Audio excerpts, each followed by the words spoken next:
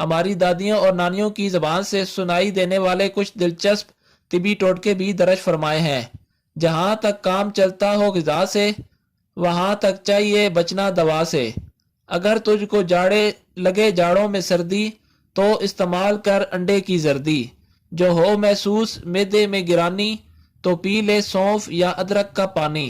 اگر ہو خون کم بلغم زیادہ، تو کھا گاجر چنے شلجم زیادہ۔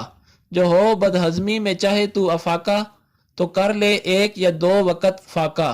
جو پیچس تو پیچ اس طرح کس لے، ملا کر دودھ میں لیمبو کا رس لے۔